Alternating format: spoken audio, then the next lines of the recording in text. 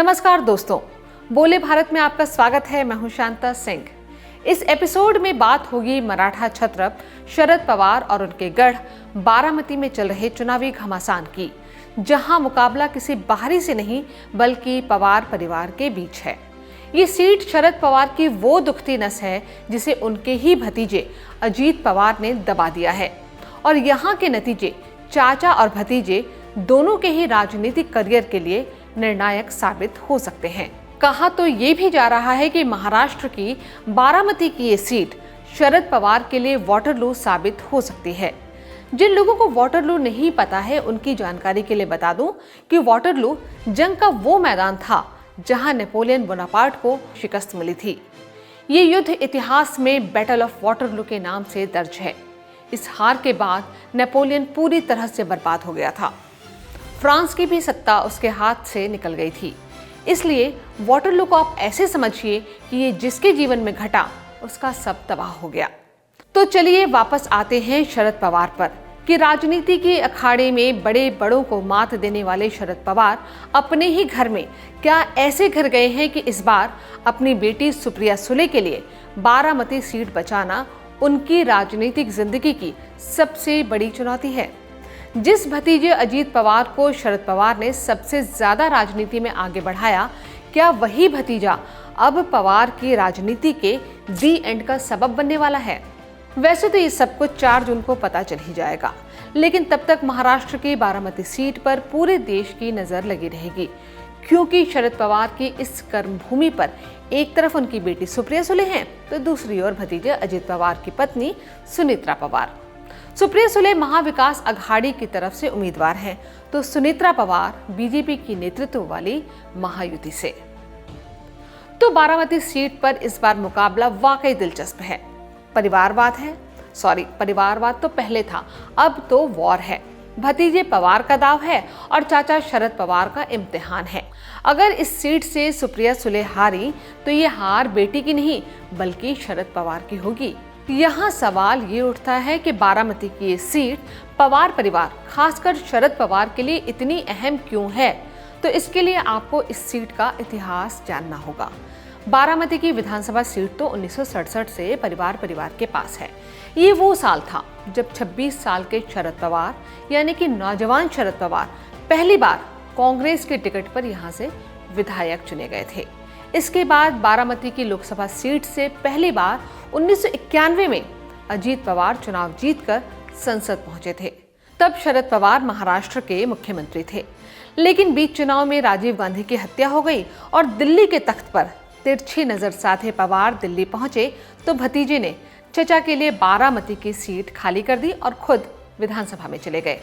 तब से उस सीट पर पहले पवार जीतते रहे और फिर उनकी बेटी सुप्रिया सुले, लेकिन संगठन के सारे काम और चुनाव प्रचार के सारे तंत्र पर अजीत पवार का ही कंट्रोल होता था।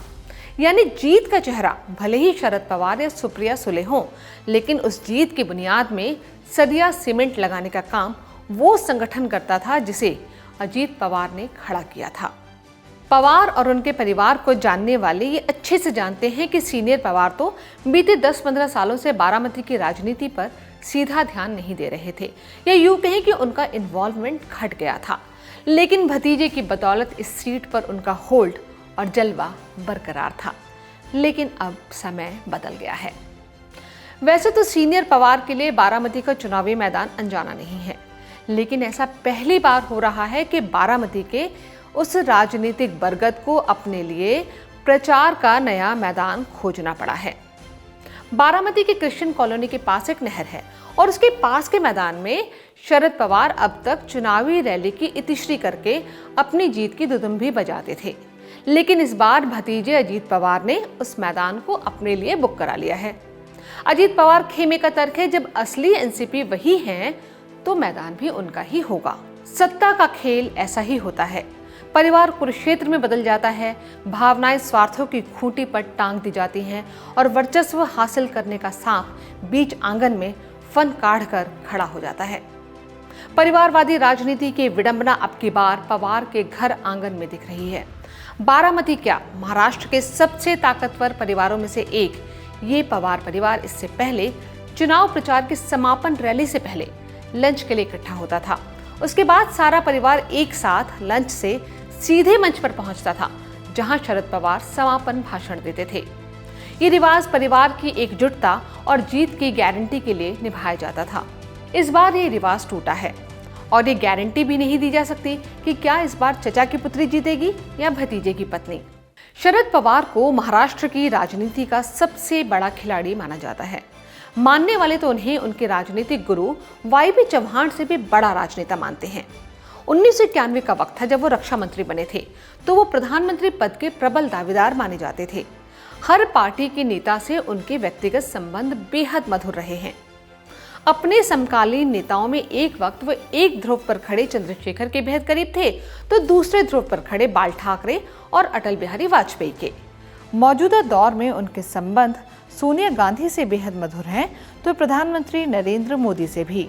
उनकी आत्मकथा ऑन माई टर्म्स का लोकार्पण प्रधानमंत्री मोदी ने ही किया था। राजनीति की कौन सी जमीन कितनी उपजाऊ है, इसको भांपने में उनसे माहिर नेता मिलेगा नहीं। जिस वक्त उन्होंने सोनिया गांधी के विदेशी मूल का सवाल उठाकर अपने लिए कांग्रेस का दरवाजा बंद कर लिया था और नई पार्टी बना ली थी, उस वक्त कौन सोच सकता था कि जिस कांग्रेस से वो निकाले गए हैं, उसी कांग्रेस के साथ 6 महीने के अंदर ही महाराष्ट्र में वो सरकार बना लेंगे। और ये भी किसने सोचा होगा कि एक वक्त सोनिया गांधी के विदेशी मूल को लेकर उनके प्रधानमंत्री बनने पर सवाल उठाने वाले शरद पवार 5 साल बाद उन्हीं सोनिया को प्रधानमंत्री बनवाने में जुटे गठबंधन के सदस्य होंगे। हाँ, ये अलग बात है कि सोनिया गांधी खुद ही प्रधानमंत्री नहीं बनी। राजनीति में उड़ती चिड़िया के पर गिनने का गुर रखने वाले शरद पवार ने सबसे बड़ी मात अपने ही परिवार के अंदर खाई है। 2022 में जब शिवसेना को तोड़कर एकनाथ शिंदे बीजेपी से मिल गए थे, तो शरद पवार के मुताबिक ये सब उद्धव ठाकरे के राजनीतिक अनाड़ीपन के कारण हुआ। लेकिन 2023 में पवार की जमा पूंजी उनके भतीजे अजीत पवार लेकर बीजेपी के खेमे में चले गए और पवार बेबस नजरों से ये सब देखते रहे। 18 जुलाई 2023 की 2 तस्वीरें पवार के परिवार की त्रासदी को बताने के लिए काफी हैं। उस दिन दिल्ली में एनडीए की बैठक में प्रधानमंत्री नरेंद्र मोदी के साथ पहली कतार में बिल्कुल आखिर में खड़े थे अजीत पवार, और ठीक उसी वक्त दिल्ली से 1750 किलोमीटर दूर बेंगलुरु में विपक्षी खेमे का गठबंधन इंडिया का जन्म हो रहा था, जहां शरद पवार को अपने खेमे का सबसे बड़ा पथ प्रदर्शक मानकर विपक्षी नेता एकता की दुहाई दे रहे थे। नीतीश के भाग जाने, ममता के रूठ जाने, लेफ्ट के साथ कांग्रेस की बिहार और बंगाल में दोस्ती और केरल में दुश्मनी के बीच इंडिया ब्लॉक का वजन हल्का होने लगा। लेकिन उससे ज्यादा हल्का हुआ पवार का वजन और उनका कद, और ये काम किसी बाहर वाले ने नहीं बल्कि उनके भतीजे ने किया। 2 जुलाई 2023 को हर कोई हक्का बक्का रह गया जब अजीत पवार ने 9 मंत्रियों के साथ शिंदे सरकार में उप मुख्यमंत्री पद की शपथ ले ली। शरद पवार ने कहा कि ये मेरी मर्जी के खिलाफ हुआ है और असली एनसीपी मैं ही हूं। लेकिन धीरे धीरे पता चला कि पवार को खोखला करके भतीजा सत्ता के गलियारे में चला गया। तो सवाल है कि अब आगे क्या? इस सवाल का जवाब ना तो शरद पवार के पास है, ना अजीत पवार के पास। हम सुप्रिया सुले और सुनीत्रा पवार की तो बात ही नहीं कर रहे, क्योंकि वो दोनों नारी सशक्तिकरण का प्रतीक नहीं बल्कि अपने अपने खेमे के मोहरे से ज्यादा नहीं है। बात इस सवाल के जवाब का है कि आगे क्या होगा। इस आगे वाले मोड़ का फैसला बारामती करेगा। अगर शरद पवार अपनी बेटी को जिता ले गए तो बारामती ही नहीं पूरे महाराष्ट्र में संदेश जाएगा कि 83 वर्षों की बूढ़ी हड्डियों में अभी बहुत सियासी दम बाकी है। लेकिन कहीं सुप्रिया सुले हार गई तो यह हार शरद पवार के लिए वाटरलू साबित होगी। 57 साल के आधिपत्य के अंत की मुनादी होगी। लेकिन कहीं सुनीत्रा पवार हारी तो अजीत पवार की राजनीति के सामने भी एक बहुत बड़ा सवाल लग जाएगा, क्योंकि बीजेपी उन पर भ्रष्टाचार के लगे तमाम आरोपों और दागों के बाद भी साथ ले आई है, तो सिर्फ इसलिए कि दिल्ली और मुंबई तक सत्ता की पालकी की वो कहार बनेंगे। जब हार ही जाएंगे तो ऐसे कहार या पवार का क्या करेगी बीजेपी? यानी एक पवार परिवार की राजनीति और एक बारामती की जीत हार बहुत हद तक 6 महीने बाद होने वाले महाराष्ट्र के विधानसभा चुनाव पर भी असर डाल सकती है। अतीत का साया सिर्फ वर्तमान ही नहीं बल्कि भविष्य पर भी पड़ता है।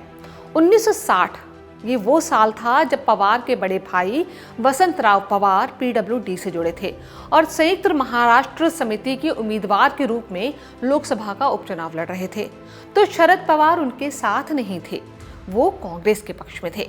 उसी तरह वाईबी चौहान को अपना नेता मानने वाले पवार ने 1978 में कांग्रेस से पलटी मारकर जब मुख्यमंत्री की कमान संभाली तो चौहान को भी भनक नहीं लगी थी।